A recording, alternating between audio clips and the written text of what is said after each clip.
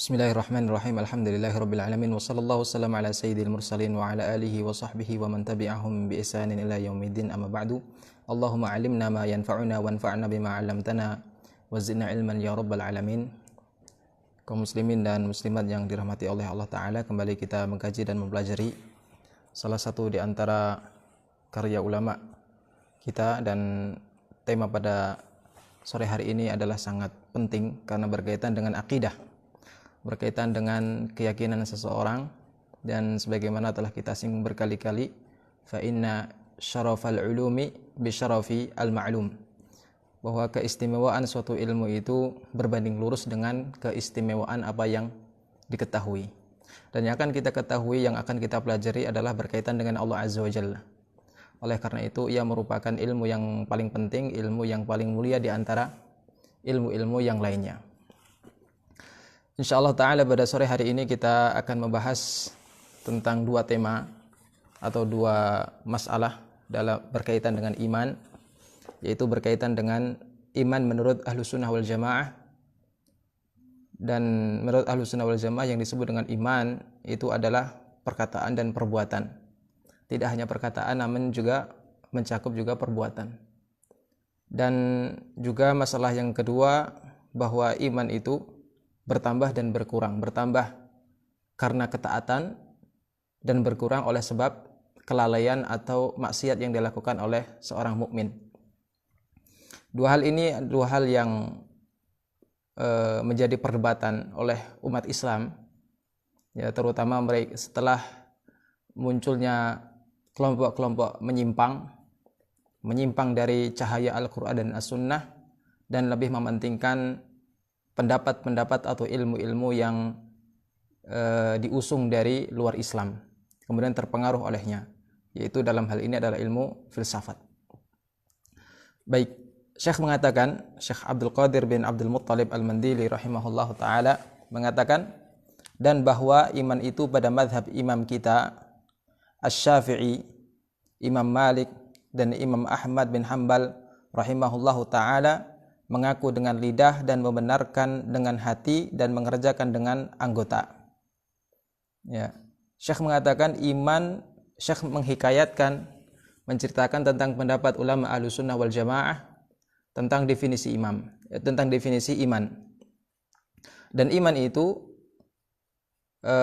karena seseorang mengambil ilmu dari ulama, tidak mengambil ilmu dengan sendirinya, tidak mengambil ilmu dari sekedar mengamati Al-Quran dan As-Sunnah tanpa mengetahui apa penafsiran para ulama dan penjelasan para ulama, maka Syekh di sini dengan tawadhu'nya, dan itulah yang seharusnya yang dilakukan oleh seorang mukmin, yang dilakukan oleh seorang talibul ilmi, hendaknya tawadhu', menyandarkan semua apa yang ia peroleh berupa ilmu kepada ahlinya. Maka Syekh di sini mengajarkan kita bahwa untuk mengajarkan umat, hendaknya kita membawa nama para ulama, sehingga umat itu merasa nyaman, merasa yakin dengan apa yang kita sampaikan. Dan tidak ada yang syak, tidak ada yang ragu tentang keimaman Asy-Syafi'i, Ahmad, dan Malik rahimahumullahu ta'ala. Dan ada yang berbeda di sini manakala beliau menyebut Asy-Syafi'i. Beliau rahimahullahu ta'ala, ya, ketika menyebut Imam Syafi'i mendahulunya dengan imam kita. Oleh karena apa? Pertama, beliau Syekh Abdul Qadir Al-Mandili, penulis kitab ini, memang bermadzhab Syafi'i. Ya, buktinya adalah kitab beliau yang berjudul Anak Kunci Surga. Anak Kunci Surga ini kitab yang sedang kita pelajari, mengandung masalah-masalah akidah yang kemudian diikuti dengan masalah-masalah fikih. Dan fikih yang beliau bawakan dalam kitab ini 100% bermadzhab Syafi'i, mengikuti pendapat ulama-ulama Syafi'iyah. Ya, dan beliau memang terkenal dengan hal tersebut. Dan ketika di Masjidil Haram, ketika beliau mengajar di Masjidil Haram, karena beliau ini wafat tahun 1965. Ketika beliau di Masjidil Haram juga mengajarkan kitab-kitab Syafi'i. Begitu juga diikuti oleh anak beliau Syekh Muhammad bin Abdul Qadir bin Abdul Muttalib Al-Mandili yang menggantikan kursi beliau. Ya, anaknya ini juga mengikuti mazhab beliau dalam akidah dan fikih. Oleh karena itu Syekh mengatakan imam kita. Ini kesimpulan pertama. Kesimpulan yang kedua, kenapa beliau rahimahullah memberi embel-embel imam kita, karena kitab ini ditujukan kepada umat Islam yang berada di negeri Melayu. Meskipun Syekh Abdul Qadir Al-Mandili ya selama atau mayoritas atau kebanyakan waktu yang beliau curahkan untuk Islam ini lebih beliau curahkan di Masjidil Haram. Ya mungkin banyak yang tidak tahu, ya di tempat kita baru beberapa tahun yang lalu atau bahkan masih sekarang ya, gempar dengan adanya salah seorang ustadz kita yang mengajar di Masjidil Haram, yang mengajar di Masjid Nabawi.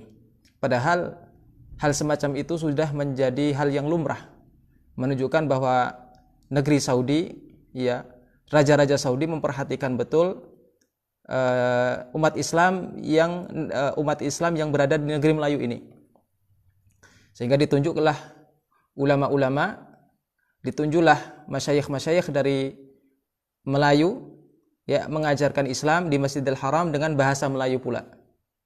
Nanti teman-teman sekalian bisa ngecek misalnya di situs resmi Masjidil Haram, di situ ada 2 rekaman ulama Melayu yang mengajar di Masjidil Haram. Walaupun tidak lengkap, namun setidaknya memberikan kita wawasan, memberikan kita pelipur lara, kita bisa mendengarkan apa sih yang mereka ajarkan di Masjidil Haram. Di situ saya mendapatkan, nanti juga bisa dicek, ada 2 ulama yang pelajarannya terekam. Pelajaran pertama adalah Syekh Muhammad Abdul Qadir Al-Mandili, yaitu anak daripada Syekh Abdul Qadir Mandili ini yang kitabnya sekarang kita pelajari. Ya, bercerita tentang masalah sirah, bercerita tentang Mekah. Kemudian yang kedua adalah Syekh Abdul Karim bin Muhammad Amin Banjar, ya, salah seorang ulama kelahiran Banjar yang kemudian beliau juga mengajar di Masjidil Haram dengan bahasa Indonesia pula. Yang ada di kitab, yang ada rekamannya, beliau sedang menjelaskan tentang kitabnya Imam Nawawi yang berkaitan dengan haji. Ya, menunjukkan bahwa umat Islam di Indonesia memiliki andil besar di Masjidil Haram, memiliki kedudukan penting menurut ulama-ulama Saudi, menurut ulama-ulama Saudi, dan demikian juga menurut raja-raja Saudi, karena mereka betul-betul memperhatikan ya tentang memperhatikan umat Islam yang ada di negeri Melayu ini. Ya. Maka oleh karena kitab ini, Anak Kunci Surga ini ditulis untuk orang Melayu, dan orang Melayu bermadzhab Syafi'i. Orang Melayu bermadzhab Syafi'i. Oleh karena itu beliau menukil perkataan Imam Syafi'i, di mana tidak ada orang yang berani membantah Imam Syafi'i. Tidak ada orang yang berani mencela Imam Syafi'i. Maka beliau rahimahullah ini mencontohkan kepada kita bahwa ketika kita bermadzhab dengan madzhab Syafi'i, maka hendaknya kita bermadzhab secara jujur. Apa makna kita bermadzhab secara jujur? Kita bermadzhab dengan madzhab Imam Syafi'i dalam fikih. Begitu juga kita bermadzhab dengan madzhab Imam Syafi'i dalam hal akidah. Ya, bukan seperti sebagian orang yang berfikih dengan fikih Syafi'i tapi berakidah dengan akidah selain Syafi'i. Jadi seolah-olah Imam Syafi'i ini tidak punya akidah, sehingga ya yang berkaitan dengan Imam Syafi'i ini fatwa-fatwanya atau pendapat-pendapatnya yang berkaitan dengan fikih saja. Padahal fikih ini adalah fikih agama atau fikih Islam secara umum, ya dianggap sebagai fikih asghar. Dan di sana ada fikih yang lebih tinggi lagi nilainya, yang namanya fikih akbar, yaitu masalah akidah ini. Dan Imam Syafi'i rahimahullah ta'ala dalam kitab Al-Um banyak sekali menjelaskan tentang masalah-masalah akidah. Walaupun beliau ini sedang menjelaskan masalah apa? Masalah fikih, tetapi tidak mengenyampingkan permasalahan-permasalahan yang berkaitan dengan akidah. Nah, ini penting sekali karena ini juga yang disayangkan oleh Al-Imam Abul Hasan Al-Karji, sebagaimana yang dikutip oleh Syekhul Islam Ibnu Taimiyah.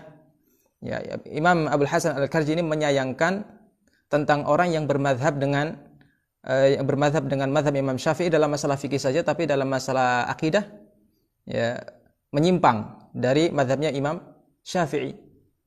Ya, begitu juga ya disayangkan oleh Imam Abdul Mudzaffar As-Sam'ani rahimahullah ta'ala dalam Qawati'ul Adillah fi Usulil Fiqh.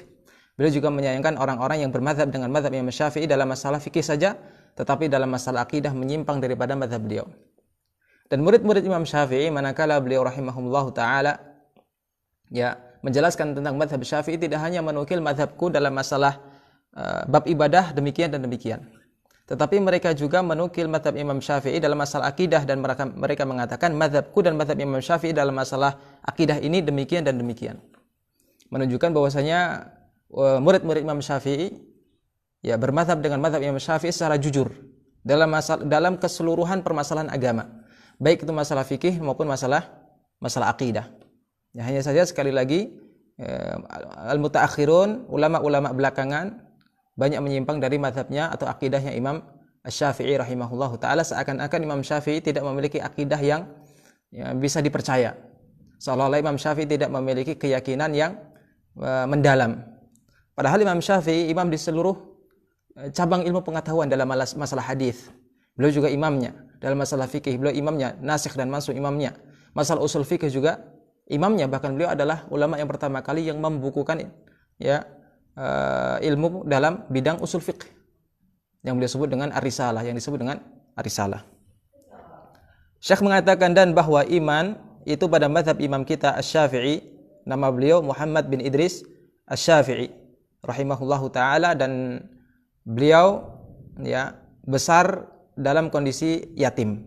Ya, ditinggal ayahnya, meninggal ketika masih belia, belum baligh. Namun ibunya ini karena sangat sayang kepada anaknya, beliau konsentrasi mendidik Imam Syafi'i. Ya, tidak kemudian menikah lagi sebagian wanita ketika ditinggal oleh suaminya, buru-buru cari suami lagi, tapi anaknya diterlantarkan. Nah, ini hal hal yang sungguh sangat disayangkan ya, walaupun tidak tercela, namun kemudian anak itu menjadi dikesampingkan, menjadi tidak terurus. Apalagi jika suami barunya kemudian tidak peduli dengan anak istrinya yang baru. Ya, maka ibunya Imam Syafi'i bersabar di atas janda, statusnya sebagai seorang janda, tetapi karena kesolehannya, karena keseriusannya, karena kejujurnya mendidik anak, akhirnya Imam Syafi'i meskipun lahir atau meskipun besar dalam kondisi yatim, tetapi menjadi imam besar. Dan itu lebih nikmat daripada ya suami baru. Ya, kemudian banyak sekali juga ulama-ulama yang hidup dalam yatim tetapi menjadi imam besar. Misalnya Imam Ibnul Mulaqin rahimahullah. Imam Ibnul Mulaqin rahimahullah juga ulama yang dibesarkan dalam kondisi yatim. Ya. Kemudian bapaknya itu sebelum meninggal, Imam Ibnul Mulaqin rahimahullah sebelum meninggal mewasiatkan memberikan peninggalan harta untuk Ibnul Mulaqin yang dititipkan kepada bapak angkatnya. Bukan bapak angkatnya, seseorang yang akan menikahi ibunya. Nah, ini contoh lain ya. Jadi bapaknya tahu dia mau meninggal, kemudian menyerahkan sejumlah uang kepada seseorang yang akan menikahi istrinya yang ditinggal mati. Ya, tapi karena kejujuran dia, karena keseriusan dia, maka suami baru daripada ibunya Ibnu Mulaqin ini betul-betul memperhatikan pendidikan Ibnu Mulaqin. Ya, sampai menjadi ulama besar. Sehingga bahkan Ibnu Mulaqin ini disematkan kepada orang yang mengasuh dia, yang merupakan suami daripada ibunya. Padahal nama asli daripada bapaknya Ibnu Mulaqin itu terkenal dengan An-Nahwi, karena ahli nahwu. Nah, tapi demikian Ibnu itu kan maknanya kan anak. Ibnul Mulaqin berarti anaknya Al-Mulaqin, orang yang suka mentalkin pelajaran, orang yang suka mengajarkan Al-Qur'an dengan cara talqin, mengajarkan ilmu dengan cara talqin. Disematkan kepada orang itu. Padahal nama bapaknya siapa? An-Nahwi. Jadi disematkan kepada orang yang mendidik dia, bukan kepada bapaknya. Saking apa? Saking seriusnya orang tersebut mendidik Ibnu Mulaqin, ya Abu Hafs, hingga menjadi ulama besar, hingga menjadi pejuang Islam. Ibnu Mulaqin punya syarah Minhajut Talibin sebanyak 20 jilid. Ini adalah termasuk syarah terbesar untuk kitab Minhajut Talibin. Minhajut Talibin kitab dicetak dengan sedemikian besar, kemudian disyarah oleh Ibnu Mulaqin menjadi 20 jilid. Kemudian beliau juga punya kitab namanya Syarah Sahih Bukhari, namanya At-Tawdih. Dicetak juga sekitar 20 atau lebih dari 20 jilid. Dan beliau rahimahullahu taala punya kitab atau karangan dalam seluruh cabang keilmuan, dalam hadis, dalam fikih, dalam akidah, dalam akhlak, dalam takhrij hadis dan lain sebagainya, sejarah. Ya, punya kitab untuk dalam hal-hal semacam itu. Menunjukkan apa? Menunjukkan keseriusan ini penting sekali. Ya, menunjukkan bahwa pendidikan itu diawali dengan keseriusan, kejujuran kalau kita pengen punya anak yang soleh, pengen punya anak yang berilmu. Maka kembali kepada tema ini, Syekh kemudian rahimahullahu taala menyandarkan pendapat ini kepada Imam Syafi'i, kemudian Imam Malik dan Imam Ahmad bin Hanbal rahimahumullahu taala. Ya, pendapat ini apa? Mengaku, dan beliau tiga-tiganya ini menjadi perwakilan untuk Ahlus Sunnah wal Jamaah. Bahkan Imam Ahmad bin Hanbal rahimahullahu taala setelah mendapatkan ujian yang terkenal dengan mihnatul Imam Ahmad, setelah mendapatkan ujian yang ini sejarah ini masyhur ya, di mana Imam Ahmad rahimahullah dipaksa untuk mengatakan Al-Qur'an adalah makhluk, bukan kalamullah. Seluruh ulama-ulama yang mengatakan Al-Qur'an kalamullah, kalam Allah, dipenjara, dicambuk dan disiksa. Ya, ada sebagiannya yang mati, banyak yang meninggal, banyak yang kemudian mengambil rukhsah. Dalam artian mengambil rukhsah ini ya mengatakan dengan lisan Al-Qur'an makhluk, tetapi hatinya tetap mengatakan Al-Qur'an adalah kalamullah. Karena anggota badan bisa dipaksa, tetapi hati tidak ada yang bisa memaksa. Dan Imam Ahmad rahimahullah tidak mengambil rukhsah. Teman-temannya banyak yang mengambil rukhsah, tapi Imam Ahmad satu-satunya orang yang tidak mengambil rukhsah. Ya, kenapa? Apa alasannya? Walaupun boleh mengambil rukhsah, kata Imam Ahmad ketika ditanya, kenapa Anda tidak mengambil rukhsah? Ya, tidak mengatakan Al-Qur'an makhluk dengan lisan Anda, tetapi hati Anda toh tetap mengakui kalau Al-Qur'an adalah kalamullah. Beliau mengatakan, coba lihat orang di luar sana, apa yang mereka lakukan. Mereka semuanya membawa pena dan kertas untuk mencatat ucapan terakhir Imam Ahmad. Ya, kalau Imam Ahmad walaupun secara lisan mengatakan Quran makhluk, tapi hati mengatakan Al-Quran adalah kalamullah, ya mereka akan melihat secara lahiriah apa yang dikatakan oleh Imam Ahmad, tidak peduli dengan apa yang di dalam hati Imam Ahmad. Oleh karena itu Imam Ahmad tetap teguh di atas pendirian Al-Quran adalah kalamullah dan tidak mengambil rukhsah, ya, supaya umat tidak tersesat. Dan karena itulah kemudian Imam Ahmad setelah peristiwa itu mendapatkan gelar dari ulama-ulama setelahnya Imam Ahli Sunnati wal Jamaah, imamnya para Ahlu Sunnah wal Jamaah. Apa pendapat ulama-ulama kita tadi? Bahwa iman itu mengaku dengan lidah. Pengakuan dengan lidah mengatakan asyhadu an la ilaha illallah wa asyhadu anna Muhammadar Rasulullah dan zikir dan seterusnya. Dan membenarkan dengan ucapan dan membenarkan dengan hati. Tidak hanya ucapan, tetapi juga dengan hati. Tidak seperti sebagian kelompok sesat yang mengatakan iman itu cukup dengan lisan saja. Cukup dengan lisan, dengan mengatakan asyhadu an la ilaha illallah wa anna Muhammadar Rasulullah, meskipun hatinya kufur, dia dianggap mukmin. Meskipun dia tidak pernah sholat, tidak pernah zakat, tidak pernah puasa di bulan Ramadan, tidak pernah melakukan perintah-perintah Allah, tidak pernah melakukan kewajiban-kewajiban Allah, tetapi semata-mata dia bersyahadat, dia dianggap beriman. Ya, maka pendapat ini tentu adalah pendapat yang sangat fatal. Kenapa? Karena dengan pendapat ini berarti ia telah mengatakan Abdullah bin Ubay bin Salul adalah orang mukmin. Ya, kenapa? Abdullah bin Ubay bin Salul itu rasul munafikin. Dia ini pentolannya orang munafik. Bosnya orang munafik. Dan karena dia pentolan orang munafik, dia bukan orang mukmin. Karena hatinya hatinya tidak meyakini dengan apa yang dia ucapkan dengan lisan. Begitu juga dengan orang munafik seluruhnya, menganggap semata-mata dengan lisan walaupun tidak diyakini, tidak dibuktikan dengan anggota badan, dia dianggap sebagai seorang mukmin. Padahal Allah mengatakan innal munafiqina fid darkil asfali minan nari, ya, dan sesungguhnya orang-orang munafik itu akan berada di dalam kerak neraka. Fid darkil asfal, kerak neraka. Ya, dan kamu tidak akan mendapatkan ada orang yang bisa menolong mereka.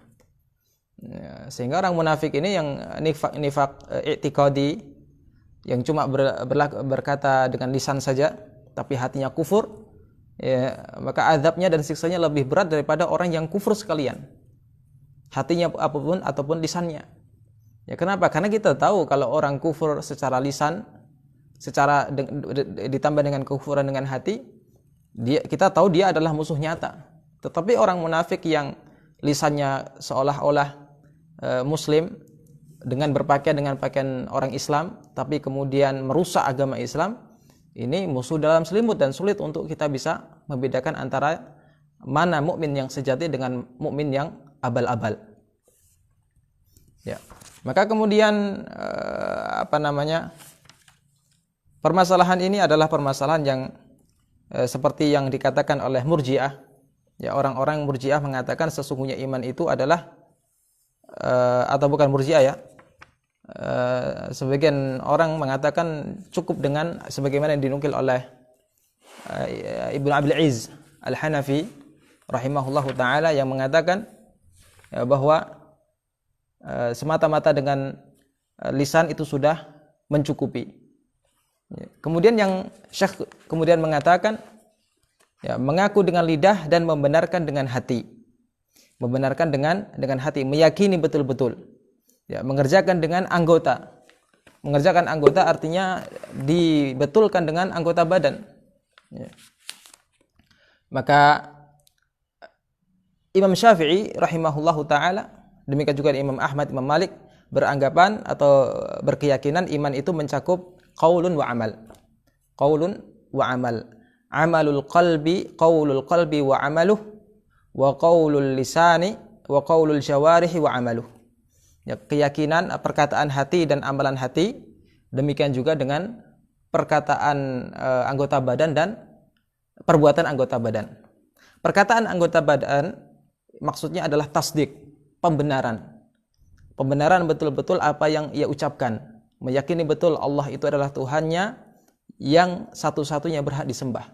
Tidak ada zat lain yang berhak disembah kecuali Allah Subhanahu wa taala, dan dia meyakini bahwa Rasulullah sallallahu alaihi wasallam adalah rasul, utusan Allah, basyiran wa nadhiran, membawa berita gembira, demikian juga dengan membawa peringatan kepada seluruh manusia. Ya, ini adalah tasdik, ya, ucapan hati. Ada namanya amalul qalbi, perbuatan hati. Apakah hati bisa berbuat? Bisa. Apa contohnya? Contohnya adalah perbuatan hati itu misalnya tawakal, pengharapan, cinta, khusyuk, khudu, ya, manut dengan Allah Azza wa Jalla, mengikuti apa yang Allah perintahkan, kemudian apalagi inabah, kemudian apalagi niat, ikhlas. Ini semuanya adalah perbuatan-perbuatan yang dilakukan oleh hati. Sedangkan ucapannya sekali lagi adalah pembenaran dalam hati. Adapun ucapan anggota tubuh, maka jelas kita faham anggota tubuh itu diucapkan dengan lisan. Karena lisan termasuk anggota tubuh manusia, dengan mengucapkan asyhadu an la ilaha illallah wa asyhadu anna Muhammadan Rasulullah, dan juga membaca Al-Qur'an, berzikir dan lain sebagainya. Ini termasuk termasuk qaulul jawarih. Ya, ucapan anggota badan. Apa perbuatan anggota badan yang termasuk daripada iman? Banyak sekali, salat, zakat, sedekah, berbuat baik dan lain sebagainya. Ini termasuk daripada iman semuanya. Ya. Lebih spesifik lagi, lebih nyata lagi, ya, ini adalah pendapat secara umum yang disampaikan oleh Syekh, bahwa ini adalah pendapat Syafi'i, pendapat Imam Ahmad dan pendapat Imam Malik rahimahumullahu taala. Apa yang dikatakan oleh Imam Syafi'i berkaitan dengan iman, ya, beliau rahimahullahu taala atau sebelum Imam Syafi'i, Imam Ahmad rahimahullahu taala mengatakan, atau Al-Auza'i, ya, Al-Auza'i. Ini pendapatnya 3 ulama sekaligus diikuti oleh ulama yang lainnya seperti Al-Auza'i, Ishaq bin Rahawayh, dan seluruh ulama pakar hadis. Misalnya Al-Auza'i rahimahullah mengatakan, Al-Auza'i mengatakan la yastaqimul imanu illa bil qaul wa la yastaqimul iman wal qaulu illa bil amal. Iman itu tidak bisa dibenarkan, tidak mungkin dikatakan lurus kecuali dengan ucapan. Wa la yastaqimul iman wal qaul illa bil amal, dan ucapan begitu juga dengan iman tidak bisa dikatakan lurus dan benar kecuali dengan dibuktikan dengan perbuatan. Wala yastaqimul iman wal qaulu wal amal illa biniyatin muwafiqatin lis sunnah. Dan iman, ucapan, begitu juga dengan perbuatan ya tidak dikatakan benar manakala tidak diiringi dengan niat yang sesuai dengan sunnah. Kemudian beliau mengatakan wa kana man madha min salafina la yufarriquna bainal imani wal amal. Bahwa ulama-ulama yang mendahului kita dahulu yang telah meninggal, mereka tidak membedakan antara iman dan amal. Dan dalil akan hal tersebut sangat banyak sekali. Misalnya ya Allah Ta'ala menyebutkan di dalam Al-Quran bahwa solat itu termasuk iman. Ya, solat itu termasuk iman. Apa? Kata Allah Subhanahu wa Ta'ala, "Wa ma kana Allahu liyudhi'a imanakum." Dan Allah tidak akan menyia-nyiakan iman kalian. Surat Al-Baqarah di ayat 143 ini berkaitan tentang permasalahan pemindahan kiblat yang sebelumnya kaum muslimin salat menghadap Baitul Maqdis, kemudian dipindah ke Ka'bah. Sebagian sahabat ya bertanya-tanya, lalu bagaimana dengan orang-orang yang sudah meninggal dan mereka salatnya masih menghadap ke Baitul Maqdis dan tidak sempat mendapati adanya peraturan syariat di mana kiblat dipindah ke Baitul Maqdis, apakah salat mereka diterima? Kemudian Allah Azza wa Jalla menurunkan ayat ini, wa ma kana Allah liyudhi'a imanakum. Allah Ta'ala tidak akan menyia-nyiakan iman kalian. Apa yang dimaksud dengan iman ini? Salat kalian. Jadi salat yang dilakukan oleh umat Islam sebelum yang dilakukan menghadap kiblat yang dilakukan oleh sebagian umat Islam ya sehingga meninggal sebelum mendapati syariat kiblat ini dipindah ke Ka'bah, ya maka salat mereka tetap diterima oleh Allah Ta'ala. Allah tidak akan menyia-nyiakan sama sekali. Dan penafsiran bahwa iman di sini maksudnya adalah salat merupakan ijma', ya kesepakatan ulama tafsir. Ya, ini yang dimaksud dengan iman adalah apa? Adalah salat. Ya. Kemudian juga di antara dalil bahwa iman ini mencakup perbuatan, ucapan dan keyakinan dalam hati adalah sabda Nabi SAW, ya al-imanu an tu'mina billahi wa malaikatihi wa kutubihi wa rusulihi wal yaumil akhir wal qadri khairihi wa syarrih. Iman itu adalah Anda beriman kepada Allah, beriman kepada malaikat, beriman dengan kitab-kitab, dengan rasul-rasulnya, dan beriman kepada hari akhir. Demikian juga iman kepada qada dan qadar, yang baik ataupun dan buruknya. Ini berkaitan dengan apa? Dengan hati. Kemudian yang berkaitan dengan perbuatan selain daripada ayat tadi yang kita isyaratkan, juga sabda Nabi SAW, al-imanu bid'un wa sab'una syu'bah. Iman itu ada 70 sekian cabang. Syu'bah itu kata-kata bilangan antara 3 sampai 9. Namanya syu'bah. Jadi dalam bahasa Indonesia kita terjemahkan iman itu 70 sekian cabang. Apa saja cabang-cabang itu? Beliau mengisyaratkan a'laha qaulu la ilaha illallah. A'laha, iman yang paling tinggi itu adalah syahadat, persaksian bahwa tiada Tuhan yang berhak disembah kecuali Allah. Wa adnaha imatatul adza 'anit thariq. Ya, wa adnaha, dan yang paling ringan, iman yang paling ringan itu adalah imatatul adza 'anit thariq, yang menyingkirkan segala sesuatu yang mengganggu di perjalanan, batu, kerikil, ataupun paku atau yang lainnya, jika kita singkirkan maka itu termasuk bagian daripada iman. Dan ini iman yang paling ringan. Wal haya'u syu'batun minal iman, dan rasa malu itu termasuk bagian daripada iman. Coba perhatikan hadis ini. Nabi SAW mengatakan syahadat, ya persaksian dengan lisan, la ilaha illallah adalah persaksian. Persaksian di sini dengan lisan tentunya. Maka iman berarti berkaitan dengan ucapan. Dan yang paling ringan adalah imatatul adza anit tariq, menyingkirkan benda yang mengganggu di jalan. Menyingkirkan ini perbuatan apa? Perbuatan anggota badan. Ya, adalah perbuatan seseorang. Maka perbuatan oleh Nabi Shallallahu alaihi wasallam di sini dikatakan sebagai apa? Bagian daripada iman. Kemudian wal haya'u syu'batun minal iman, malu termasuk bagian dari iman, maka malu merupakan apa? Haya atau malu itu merupakan ya amalan anggota hati seseorang. Ya, maka jelaslah bahwa iman itu mencakup 3 hal ini. Ya, Syekh mengatakan ya, mengaku dengan lidah dan membenarkan dengan hati dan mengerjakan dengan anggota. Maksudnya anggota badan ditunjukkan dengan anggota. Seperti mengucapkan 2 kalimat syahadat.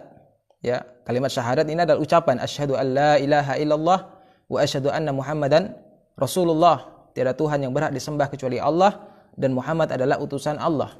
Dan seperti mengiktikadkan dengan putus. Ya, atau maaf, mengaku dengan lidah dan membenarkan dengan hati dan mengerjakan dengan anggota. Ya, seperti ya belum mencontohkan di antara bentuk-bentuk keimanan mengucapkan 2 kalimat syahadat. Ini adalah berkaitan dengan lisan. Dan seperti mengiktikadkan dengan putus, ya meyakini dengan keyakinan yang tidak ada keraguan, keyakinan yang mantap bahwa Nabi Muhammad itu hamba Allah dan Rasulnya. Ya, dan seperti mengerjakan sembahyang, seperti menunaikan ibadah sholat juga termasuk daripada iman.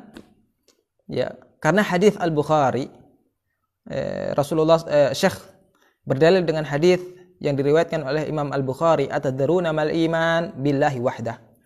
Ya, artinya bersabda Nabi sallallahu alaihi wasallam, adakah mengetahui kamu apa iman dengan Allah ketunggalannya? Apa yang dimaksud dengan iman kepada Allah itu yang Maha Esa? Qalu, ya, bersembah mereka itu para sahabat menjawab, Allah wa rasuluhu a'lam. Allah Ta'ala dan persuruhnya juga yang lebih mengetahui. Ya, qala, bersabda ia, bersaksi. Nabi SAW kemudian menjelaskan tentang iman tadi, bersaksi syahadatu alla ilaha illallah wa anna Muhammadan Rasulullah. Ya, bersaksi bahwa tiada yang disembah dengan sebenar melainkan Allah Ta'ala dan bahwa Nabi Muhammad itu pesuruh Allah Ta'ala. Dalil yang kedua yang dibawakan oleh Syekh, firman Allah Ta'ala di surat Al-Baqarah ayat 143. Wa ma kana Allahu liyudhi'a imanakum. Artinya, dan tiada ada Allah Ta'ala menghendaki akan mensia-siakan, ya, dan tiada ada Allah Ta'ala menghendaki akan mensia-siakan akan sembahyang kamu menghadap ke Baitul Maqdis, bahkan memberi pahala ia akan kamu atasnya. Jadi orang yang meninggal belum sempat sholat menghadap Baitullah Al-Ka'bah dan meninggal dalam kondisi masih sholat menghadap Baitul Maqdis, kata Allah Ta'ala tidak akan menyia-nyiakan sholat itu. Allah Ta'ala katakan tetap akan diterima dan mendapatkan pahala. Ya. Syekh kemudian mengatakan, karena sebab turun ayat ini, bertanya daripada mereka yang mati sebelum dipalingkan kepada Ka'bah. Ayat ini berkaitan tentang pertanyaan sebagian sahabat Nabi yang mempertanyakan tentang nasib orang-orang yang meninggal namun sholatnya masih menghadap ke Baitul Maqdis karena saat itu masih syariat masih mengarahkan kaum muslimin, mewajibkan kaum muslimin untuk sholat menghadap ke Baitul Maqdis. Dan ini adalah ya sebuah kesepakatan, ya Ahlus Sunnah wal Jamaah bersepakat. Kemudian Syekh Mandili rahimahullah juga menyebutkan lebih luas dalam kitab beliau yang lain, Syarah Aqidah Tahawiyah, ketika menjelaskan perkataan Imam At-Tahawi, wal iman huwal iqraru bil lisan wat tasdiqu bil janan wa jami'u ma sahha an Rasulillah sallallahu alaihi wasallam minasyar'i wal bayan kulluhu haqqun wal imanu wahidun wa ahluhu fi aslihi sawa'un wat tafadul bainahum bil khasyati wat tuqa wa mukhalafatil hawa wa mulazamatil aula. Kemudian Syekh menjelaskan, bersalah-salahan manusia pada yang bernama iman. Ya, umat Islam berbeda pendapat tentang masalah definisi iman. Apa yang dimaksud dengan iman? Sebagai bersalah-salahan yang banyak. Perbedaannya banyak sekali, perselisihan di sini banyak sekali. Maka menjalani Imam Malik dan Imam Syafi'i dan Imam Ahmad dan Imam Auza'i dan Imam Ishaq bin Rahaweh dan sekalian ulama hadis dan ahli Madinah dan ahli zahir dan satu perhimpunan daripada ulama usuluddin kepada bahwasannya iman itu membenarkan dengan hati dan mengaku dengan lidah dan mengerjakan dengan anggota. Pendapatnya siapa ini? Pendapatnya ulama madhab Malikiyah, Syafi'iyah dan Hanabilah. Demikian juga disokong oleh Imam Auza'i, Imam Ishaq bin Rahaweh dan sekaligus ulama hadis dan ahli Madinah dan ahli Madinah. Ahli Madinah adalah orang-orang yang tinggal di Madinah dan ahli zahir. Ahli zahir di sini diwakili oleh Imam Ibnu Hazm rahimahullahu taala. Sebab Ibnu Hazm meskipun beliau memiliki beberapa kesalahan dalam masalah akidah, tetapi dalam masalah iman, masalah iman beliau menyepakati ahlu sunnah wal jamaah. Apa kata beliau? Beliau mengatakan di dalam kitab Al-Muhalla juz jilid ke-12 halaman 8. Faqala ahlul haqqi al-imanu ismun waqi'un ala thalathati ma'anin. Al-Imam Abu Muhammad Ibnu Hazm Al-Andalusi mengatakan, ulama-ulama ahlu sunnah, ulama ahlul haq mengatakan al-imanu ismun waqi'. Iman itu merupakan istilah untuk 3 perkara. Ahaduha al-aqdu bil qalbi. Yang pertama adalah ikatan dalam hati, keyakinan dalam hati. Wal akhar an-nutqu bil lisan. Yang lainnya, yang kedua adalah ucapan dengan lisan. Wa tsalitsu amalu jami'it ta'at. Yang ketiga yang berkaitan dengan iman adalah perbuatan, amal perbuatan melakukan ketaatan. Farduha wa nafluha, baik yang fardu ataupun yang sifatnya sunnah. Wajtinabul muharramat, wajtinabil muharramat, dan meninggalkan apa yang Allah haramkan. Sehingga Ibnu Hazm ini pendapat beliau, penafsiran beliau tentang iman sesuai dengan penafsiran ahlu sunnah wal jamaah. Sedangkan Ishaq yang disebut oleh Syekh rahimahullah, secara tegas beliau mengatakan di dalam kitab Masail al-Imam Ahmad wa Ishaq bin Rahaweh, juz yang ke-9 halaman 3538, beliau mengatakan al-imanu qaulun wa amal yazidu wa yanqus. Iman itu ucapan dan perbuatan. Yazidu bertambah, wa yanqus dan berkurang. Yanqusu hatta la yabqa minhu syai'. Bisa berkurang hingga tidak ada sisanya sama sekali. Kemudian Imam Ahmad yang disinggung oleh Syekh di sini, mengatakan Imam Syafi'i rahimahullah yang tadi sempat kita tunda, beliau mengatakan wa kana al-ijma'u minas sahabati wat tabi'in min ba'dihim mimman adraknahum annal imana qaulun wa amal wa niyyah. Imam Syafi'i rahimahullah mengatakan ijma', konsensus dan kesepakatan yang ada di kalangan sahabat, tabi'in dan ulama-ulama yang kami temui, mengatakan bahwa konsensus dan kesepakatan itu mengatakan annal imana qaulun wa amal wa niyyah. Iman itu berkaitan dengan ucapan, iman itu adalah ucapan, perbuatan dan niat. Dan niat ini adalah anggota apa? Niat ini adalah hati, ucapan hati atau perbuatan hati. La yajzi wahidun minats tsalatsa bil akhar. Salah satu di antara ketiga hal itu tidak bisa mewakili yang lainnya. Jadi misalnya orang berkeyakinan tetapi tidak membuktikan dengan lisannya, maka dia kafir meskipun dia sholat. Orang meskipun dia melakukan amalan ibadah dengan anggota badan. Orang kemudian meyakini dengan hati, kemudian mengucapkan dengan lisan tetapi tidak membuktikannya dengan anggota badan. Maka ini apa? Ini juga akan diterima orang tersebut, dikatakan kafir. Adapun dia mengucapkan dengan lisan, kemudian membuktikannya dengan amal anggota badan, tetapi tidak meyakini dengan hati, dia pun dianggap orang kafir. Dianggap sebagaimana orang kafir. Sebagaimana Abu Thalib, pamannya Nabi Muhammad SAW, yang pernah mengatakan, laqad alimtu bi anna dina Muhammadin min khairi adyanil bariyati dina. Abu Thalib pernah mengatakan, walaqad alimtu bi anna dina Muhammadin min khairi adyanil bariyati dina. Aku tahu kok kalau agama yang dibawa oleh Muhammad itu sebaik-baik agama manusia. Tetapi apa? Laulal malamah au hidar masabbah la wajadtani samhan bidzaka mubina. Kalaulah bukan karena cemoohan, bukan karena komentar orang, bukan karena bulian orang, ya, bukan karena cacian orang, ya, la wajadtani samhan bidzaka mubina. Tentu engkau akan mendapati aku akan menerima agama ini dengan lapang dada. Maka apa makna daripada perkataan ini? Perkataan Abu Thalib ini maknanya adalah Abu Thalib yakin betul Muhammad itu membawa agama yang lurus, membawa agama yang benar, bukan agama abal-abal, bukan agama buat-buatan atau reka-reka, bukan, tetapi agama Allah Ta'ala, agama yang terbaik yang ada di atas muka bumi.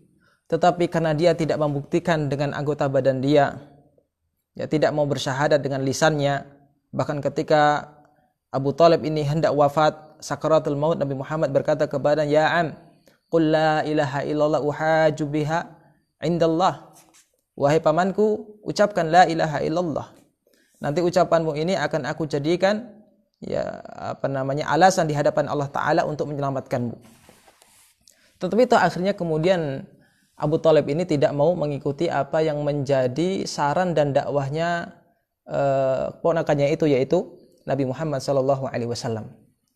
Yang mana Nabi Muhammad ini diasuh oleh Abu Thalib, ya, diasuh oleh Abu Thalib, dikasih makan Abu Thalib, tinggal di rumahnya Abu Thalib karena kakeknya sudah wafat, bapaknya sudah meninggal, tidak ada yang lain, paman-pamannya semuanya juga memiliki tanggungan. Akhirnya tinggal bersama Abu Thalib, pamannya. Tetapi karena Abu Thalib tidak mau membuktikan dengan lisannya, tidak mau kemudian membuktikan dengan anggota badannya, akhirnya dia termasuk orang yang masuk neraka. Termasuk orang yang masuk neraka selama-lamanya. Ya, sehingga apa? Sekedar dengan keyakinan saja tidak memadai. Tidak memadai. Kemudian Syekh mengatakan masih dalam kitab Syarah Aqidah Tahawiyah, dan menjalani Imam Abu Hanifah dan pengikutnya seperti yang menyebut akan dia oleh pengarang rahimahullahu ta'ala kepada bahwasanya iman itu mengaku dengan lidah dan membenarkan dengan hati. Imam Abu Hanifah ini, ya, dalam masalah definisi imam agak aneh, menyimpang dari pendapat jumhur ulama, ya, mayoritas ulama, di mana beliau menganggap bahwa iman itu hanya sebatas keyakinan dalam hati dan ucapan dengan lisan. Adapun perbuatan itu tidak menjadi syarat daripada iman. Tidak menjadi syarat daripada iman. Meskipun Ibnu Abil Iz mengatakan Imam Abu Hanifah tidak sedemikian parahnya, tidak sedemikian jauhnya dari apa yang menjadi pendapat ulama Ahlus Sunnah wal Jamaah secara umum. Namun ini hanyalah ikhtilaf suri, artinya cuma lafadznya saja yang beda, definisinya saja, yang lafadznya saja beda, namun secara esensi sama. Ya. Tetapi Syekh Abdul Qadir mengatakan maka hanyalah artinya tiada masuk amal dan anggota. Anggota tidak mempengaruhi. Kemudian Syekh mengatakan, dan menjalani Abu Mansur Al-Maturidi kepada bahwasanya iman itu membenarkan dengan hati saja. Adapun mengaku dengan lidah, ya, itu rukun yang lebih daripada hakikat iman, bukan ia yang asli. Sekedar yakin, sekedar yakin saja dia sudah dikatakan beriman. Maka Abu Thalib menurut dia beriman karena sudah mengakui dengan hatinya. Ya, sedangkan syahadat, kemudian sholat dan yang lainnya, ini tidak menjadi hakikat iman, tetapi hanya sebagai hanya sebagai asli daripada keimanan. Al-Karramiyah lebih parah lagi. Ia mengatakan iman itu mengaku dengan lidah saja. Maka munafik di sisi mereka itu mukmin. Kata Karramiyah yang tadi pernah kita singgung. Sempurna imannya orang munafik itu menurut Karramiyah, tetapi mereka itu patut mendapatkan siksa yang menjanjikan akan mereka itu dengan dia oleh Allah Ta'ala. Dan perkataan mereka itu, kata Syekh Abdul Qadir, itu nyata batilnya. Ya, dan menjalani oleh Al-Jaham bin Safwan dan Abu Al-Husain As-Salihi, seorang daripada ketua Qadariyah, ya, mengatakan iman itu mengenal dengan hati, ya, maka hanyalah cukup dengan hati saja. Cukup dengan hati saja. Dan ini perkataan lebih terang batilnya daripada yang dahulunya. Karena bahwasanya lazim daripadanya bahwa Fir'aun itu orang yang beriman. Karena mengetahui akan benar Nabi Muhammad dan Nabi Harun alaihi wassalam, dan tiada beriman ia dengan keduanya. Dan karena ini bersabda Nabi Musa alaihi salam kepada Fir'aun, laqad alimta ma anzala haula'i illa rabbus samawati wal ard.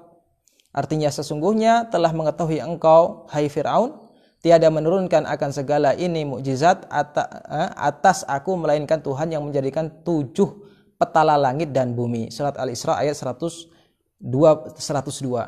Nabi Musa mengabarkan kepada kita bahwa Fir'aun meyakini bahwa yang menjadikan langit dan bumi, yang menciptakannya adalah Allah Azza wa Jalla.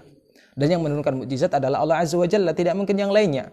Manusia tidak akan bisa mendatangkan apa yang adanya pada Nabi Musa alaihi salam.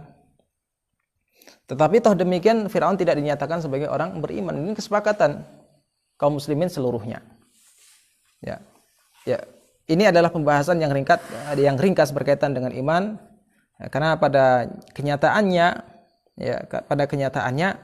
ya masih banyak sekali perkataan yang datang dari para ulama tentang masalah ini. Yang jelas ya sebagaimana sabda Nabi sallallahu alaihi wasallam, al-imanu bid'un wa sab'una syu'bah. Iman itu ada 70 sekian cabang. Ini sudah mencukupkan bagi kita untuk menyatakan bahwa iman itu ya berkaitan dengan keyakinan, ucapan dan juga perbuatan seorang mukmin. Salah satu di antaranya tidak ada, maka dia tidak dianggap orang yang beriman. Kemudian yang berikutnya, pembahasan yang berikutnya adalah masih berdasarkan keyakinan Ahlus Sunnah wal Jamaah ini, ya, mereka berpendapat meyakini bahwa iman itu bertambah dan berkurang. Ya, Syekh mengatakan dan adalah iman itu bertambah ia dengan sebab bertambah taat dan kurang ia dengan kurang taat. Iman seseorang itu ya akan bertambah manakala banyak berbuat ketaatan. Ya, demikian juga dia juga bisa berkurang dengan apa? Dengan kurangnya ketaatan, dengan maksiat yang dia lakukan berarti imannya sedang menurun. Ya, ini adalah firman Allah Ta'ala, berdasarkan firman Allah Ta'ala, liyazdadu imanan ma'imanihim. Ya, supaya bertambah mereka itu akan iman serta iman mereka itu. Dan tiap-tiap yang menerima ia akan bertambah, menerima ia akan kurang. Kalau ada yang bertambah berarti bisa berkurang. Ya. Kemudian dalil ini juga ya dikatakan oleh Allah Ta'ala ketika Nabi Ibrahim berdoa kepada Allah, berharap kepada Allah agar menunjukkan kepadanya bagaimana Allah menghidupkan makhluk yang telah mati. Ya, wa idh qala Ibrahim rabbi arini kaifa tuhyil mauta. Qala awalam tu'min qala bala walakin liyatma'inna qalbi. Tatkala Nabi Ibrahim berkata kepada Tuhannya, ya Allah, tunjukkan padaku bagaimana engkau ya menghidupkan sesuatu yang telah mati. Qala awalam tu'min, Allah mengatakan, wahai Ibrahim, tidakkah kamu beriman? Nabi Ibrahim mengatakan, qala bala, aku beriman wahai Allah. Ya. Walakin liyatma'inna qalbi, tetapi supaya hatiku lebih tenang lagi. Menunjukkan apa? Jika Allah menampakkan kepada Nabi Ibrahim bagaimana Allah ya menghidupkan makhluk yang telah meninggal kemudian hidup lagi, maka Nabi Ibrahim mengatakan hatiku akan tambah tenang. Dan yang namanya tambah tenang berarti bertambah. Bertambah. Ya. Kemudian dalil lain juga adalah firman Allah Ta'ala di surat At-Taubah ayat 124, fa ammal ladzina amanu fazadathum imanan wa hum yastabshirun. Adapun orang-orang yang beriman, maka iman mereka bertambah. Ya, fazadathum imanan, iman mereka bertambah. Wa hum yastabshirun, dan mereka berbinar-binar berbahagia. Allah juga mengatakan liyastayqinal ladzina utul kitab wa yazdadal ladzina amanu imana, supaya orang-orang yang diberi Alkitab, Yahudi dan Nasrani menjadi beriman, menjadi yakin. Wa yazdadal ladzina amanu imana, dan orang beriman semakin bertambah imannya. Dan ini ya, dua ayat ini secara jelas menyebutkan tentang adanya tambahan iman. Adanya tambahan iman, bahwa iman itu bisa bertambah. Kemudian dalil lain yang menyebabkan yang menunjukkan bahwa iman itu bisa berkurang adalah sabda Nabi sallallahu alaihi wasallam di Sahih Bukhari dan Muslim. Ma ra'aitu min naqisati aqlin wa dinin adhhab lilubbir rajulil hazimi min ihdakunna. Aku tidak melihat adanya Ya, seseorang yang bisa menghilangkan aku tidak melihat ada orang yang akalnya kurang, begitu juga agamanya yang kurang, yang lebih bisa menghilangkan, yang memusnahkan akal laki-laki yang perkasa, yang kuat, kecuali salah satu di antara kalian, wahai wanita. Maka di sini Rasulullah mengakui bahwa keimanan antara satu dengan orang lain itu beda. Keimanan seorang laki-laki dengan perempuan juga berbeda-beda. Maka ini dalil yang kuat. Allah Subhanahu wa taala juga mengatakan, wa idza tuliyat alaihim ayat, jika orang mukmin itu dibacakan kepada mereka ayat-ayat Allah, ya, maka iman mereka bertambah.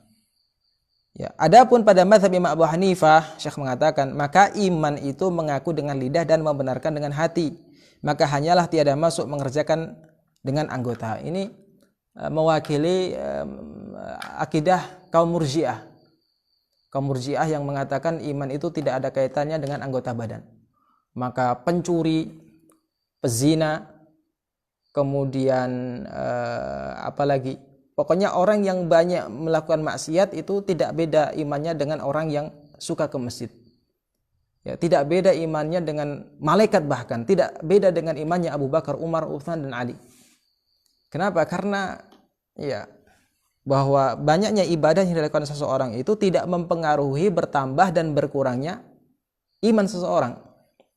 Ya, tidak mempengaruhi bertambah dan berkurangnya iman seseorang. Maka ini adalah satu kenyataan yang batil, satu pendapat yang menyimpang dari Al-Quran dan As-Sunnah. Namun ada yang mengatakan Imam Abu Hanifah ini telah rujuk dari pendapatnya yang lama, sehingga beliau memilih mengikuti pendapat Ahlul Hadis yang mengatakan iman itu bisa bertambah dan berkurang, dan iman itu berkaitan dengan 3 hal, ya, merupakan nama dari 3 hal, ya, keyakinan, ucapan dan perbuatan. Namun wallahu alam, apapun yang terjadi, yang jelas ya, apabila Al-Quran dan Sunnah telah menghantarkan kita kepada mengatakan berkesimpulan iman bertambah dan berkurang, dan dia berkaitan dengan keyakinan, ucapan dan anggota badan, maka ya, siapapun itu, selama pendapatnya selama pendapatnya bertentangan dengan apa yang dikabarkan oleh Allah dan yang dikabarkan oleh Rasulullah sallallahu alaihi wasallam, maka kita harus menolaknya dengan tetap tidak kemudian merendahkan orang yang berpendapat tersebut, karena Imam Abu Hanifah ini mujtahid. Imam Abu Hanifah ini mujtahid, kita tidak boleh kemudian mencaci beliau dan lain sebagainya. Ini kesalahan beliau, semoga Allah Subhanahu wa taala mengampuni beliau. Ya.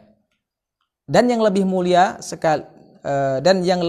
sekalian mereka yang beriman itu ialah yang lebih menjauhkan akan larangannya dan yang lebih banyak mengerjakan taat. Orang yang paling tinggi imannya adalah orang yang banyak melakukan perintah-perintah Allah dan yang paling banyak menjauhi larangan-larangan Allah. Ya, apa dalilnya? Dalilnya adalah karena firman-Nya, inna akramakum indallahi atqakum. Bahwa yang lebih mulia kamu di sisi Allah Ta'ala, yang lebih takut kamu akan Allah Ta'ala. Nah, ini hal yang penting sekali berkaitan dengan akidah Ahlussunnah wal Jamaah. Lalu bagaimana kita merefresh iman kita sehingga iman kita menjadi tinggi, menjadi iman yang mantap, menjadi iman yang teguh? Ada beberapa hal yang bisa kita lakukan supaya iman kita bertambah dan bertambah dan bertambah. Ya, di antaranya adalah mengenal Allah Ta'ala dengan nama-namanya dan sifat-sifatnya. Ya, karena setiap orang itu mengenal Allah, mengenal nama dan sifat Allah, maka imannya akan bertambah. Kemudian dengan iman itu bisa bertambah dengan cara memperhatikan ciptaan-ciptaan Allah, memperhatikan ayat-ayat Allah, baik itu kauniyah ataupun syar'iyah. Kita memperhatikan alam semesta ini, kita melihat begitu banyak keajaiban-keajaiban di alam semesta yang tidak bisa ditafsirkan oleh makhluk manusia yang lemah. Ya, sebagaimana kata Allah Ta'ala, afala yanzuruna ilal ibili kaifa khuliqat wa ilas sama'i kaifa rufi'at wa ilal jibali kaifa nusibat wa ilal ardi kaifa sutihat. Tidakkah mereka melihat kepada onta bagaimana dia diciptakan? Wa ilas sama'i kaifa rufi'at. Tidakkah melihat mereka bagaimana langit itu diangkat? Ya. Wa ilal jibali kaifa nusibat. Tidakkah mereka melihat bagaimana gunung-gunung itu ditancapkan?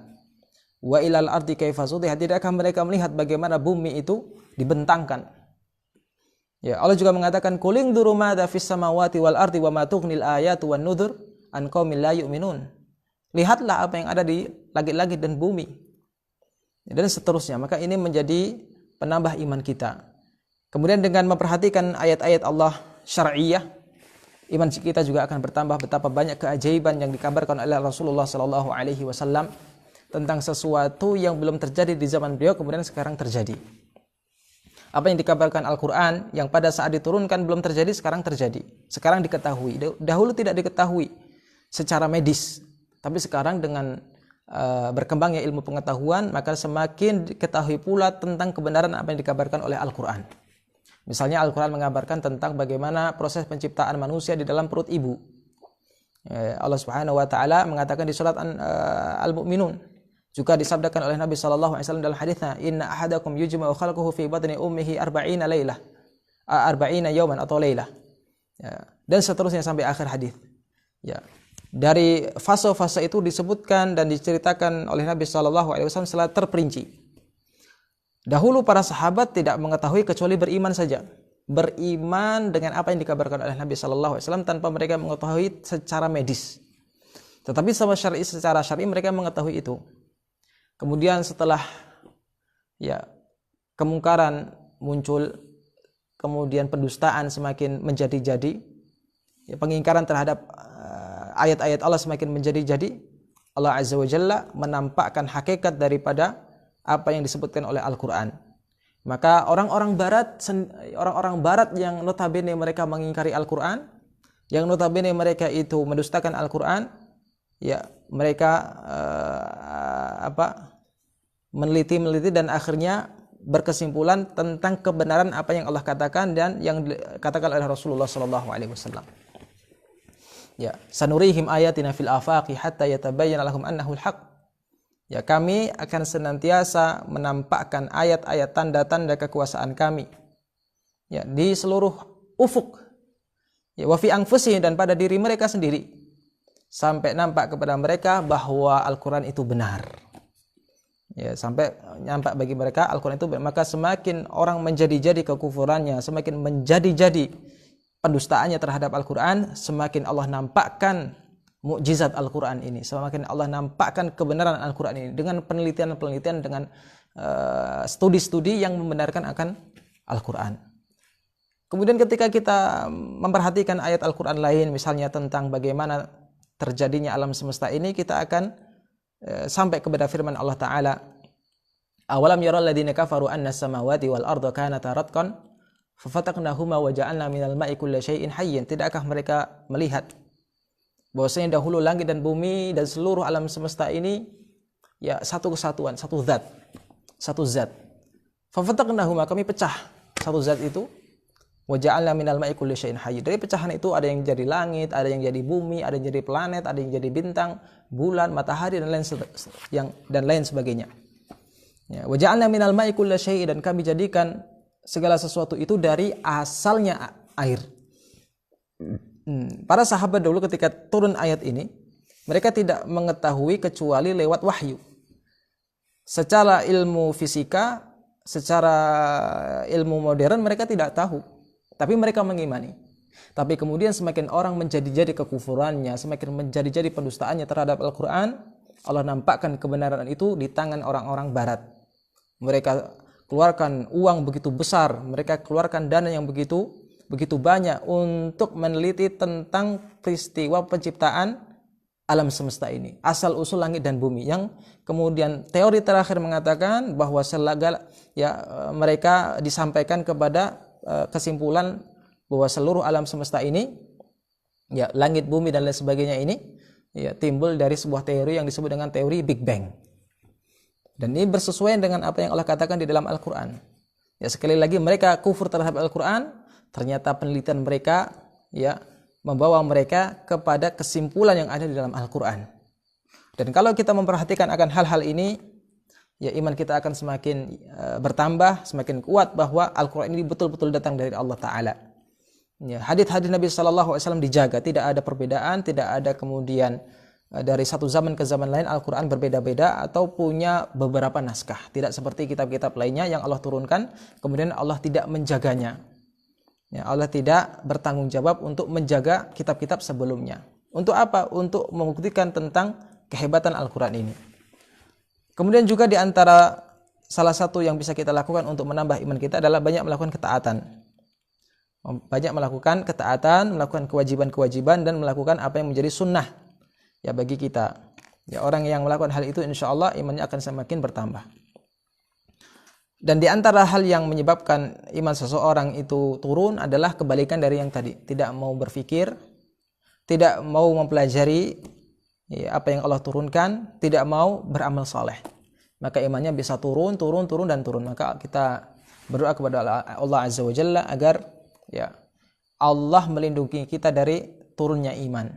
Semoga Allah Ta'ala membuat kita, iman kita semakin bertambah, semakin menjadi mukmin yang sejati. Ya, kalau orang itu mukminnya sejati, maka kita di hari kiamat kita akan mendapatkan cahaya la ilaha illallah dengan cahaya yang sangat terang benderang bagaikan matahari dan seterusnya. Ya, dan ini disampaikan oleh Ibnu Abil Izz Al-Hanafi rahimahullah taala di Syarah Aqidah At-Tahawiyah. Ya, secara panjang lebar beliau menjelaskan tentang tingginya nilai la ilaha illallah. Atau bukan Ibnu Abil Izz. Oh betul, Ibnu Abil Izz rahimahullah di Syarah Aqidah Tahawiyah. Demikian yang kita pelajari pada sore hari ini, mudah-mudahan bermanfaat, dan insyaallah taala pada masa berikutnya kita akan membahas satu masalah berkaitan dengan syarat menjadi wali Allah. Ya, syarat menjadi wali Allah. Apa kriteria seseorang yang berhak atau seseorang yang dianggap sebagai wali Allah Ta'ala? Apakah mereka yang bisa terbang? Apakah mereka yang bisa menghilang?